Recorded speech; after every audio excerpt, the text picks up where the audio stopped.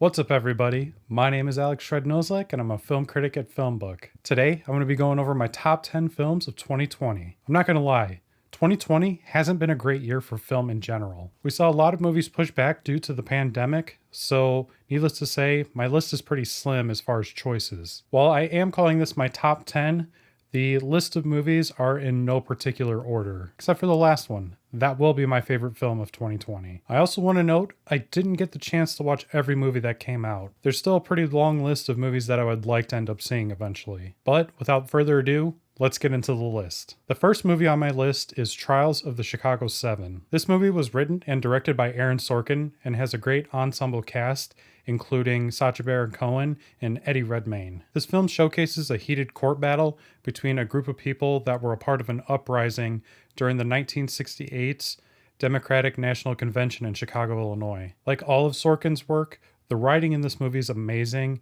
as well as all the performances from the cast. Sorkin loves his legal dramas, and I think this is a nice addition to his body of work. I also like seeing him step up more as a director. The second film on my list is Mank. Mank was directed by David Fincher and written by his late father, Jack Fincher. The film stars Gary Oldman as its title character, Herman Mankiewicz. I'm a huge David Fincher fanboy, so needless to say, I was very excited to see this movie. I was definitely stunned by all the technical aspects and the performances. However, I didn't really love this movie on my first viewing experience. This is definitely a very niche film and is going to have a very small audience. I think my lack of knowledge about this world also made my viewing experience a little difficult, but I am looking forward to rewatching it just like all of his other movies. Next is Words on Bathroom Walls. Words on Bathroom Walls is kind of your typical teenage high school drama, but it mixes in a character that has a severe mental illness. The cast of this movie is worth a watch alone. The main actor, Charlie Plummer, does a great job with the material that he's given. And I also have to give props to all the other supporting characters who were able to keep it straight while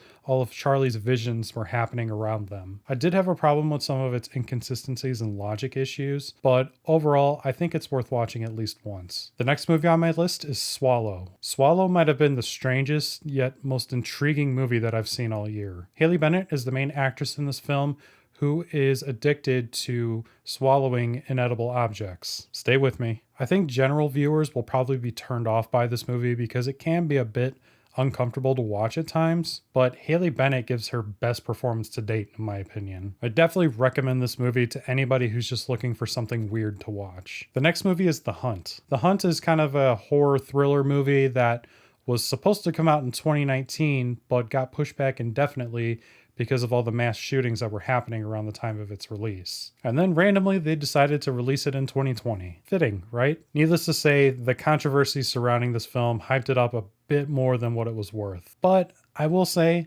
this movie was pretty fun to watch. For those who don't know what it's about, basically, a group of rich people kidnap a bunch of strangers and hunt them for sport in an unknown estate. If you're looking for a horror movie with some good kills and fight scenes, this is one I definitely recommend checking out. The next movie is Possessor. Possessor was written and directed by Brandon Cronenberg and stars Andrea Riseborough. This movie is about a secret organization of assassins that basically hack into the subconscious of the mind of somebody close to their target. I like the concept of this film a lot. This is also one of the most visually stunning movies that I've seen in a long time. I believe in my initial review, I described it as if 2001: A Space Odyssey had an assassin storyline. This movie is also extremely gory, so fair warning to anybody who doesn't really like to watch that kind of stuff. Like, it's very, very gory. I cannot emphasize that enough, but I like watching it. I don't recommend it if that's not your cup of tea, but it should satisfy horror fans. Next up is Tenet. Tenet is the new Christopher Nolan espionage movie starring John David Washington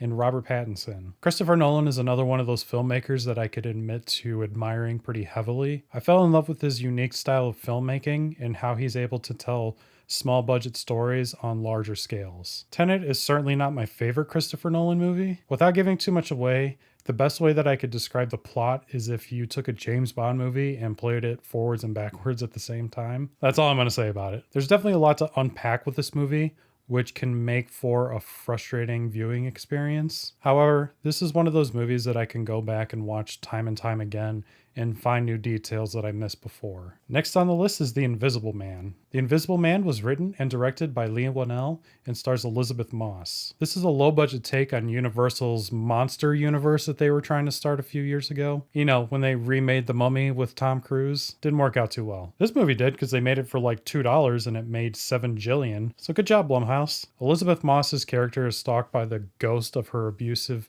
ex-boyfriend who kills himself pretty early in the movie. She's basically made out to look crazy by everybody around her as this experience breaks her down psychologically. This is one of the last movies I saw in theaters before the pandemic lockdown. And I have to say, the theater experience for this movie was awesome. The mixture of sound, visuals, and performances just created a really suspenseful movie experience. I highly recommend this one. The next movie on my list is Soul. Soul is a new Disney Pixar movie with Jamie Foxx in the lead role. I don't know if I can actually describe what this movie's about without spoiling it. Jamie Foxx plays a jazz musician who's very passionate about his craft. However, he quickly runs into a life-altering situation after he scores the biggest gig of his career. This movie checks off all the boxes of what makes a great original Pixar movie. The writing of the story is incredible. The animation is unique to its world. I really dislike that this movie did not come out in theaters. Shame on you, Disney. And the last film on my top 10 list, which I also promised would be my favorite movie of 2020,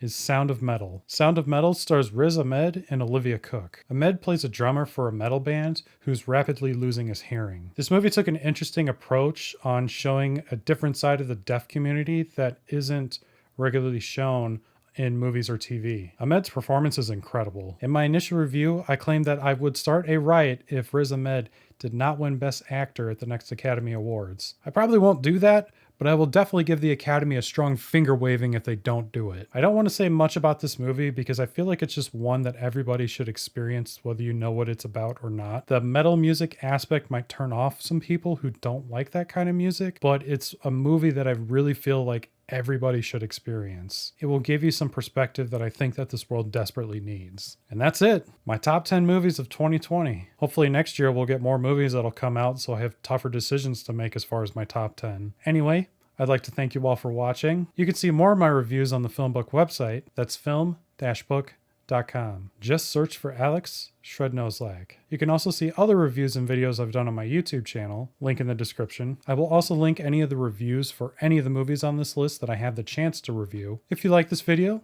be sure to hit the like button, subscribe to our channel, and hit the bell icon so that way you're notified as soon as new reviews are published. Definitely leave me a comment down in the comments section below. Please also consider becoming a member on our Patreon, link also in the description. Your support helps us create more engaging content. Thank you all so much for watching, and I'll see you on the next one. Later.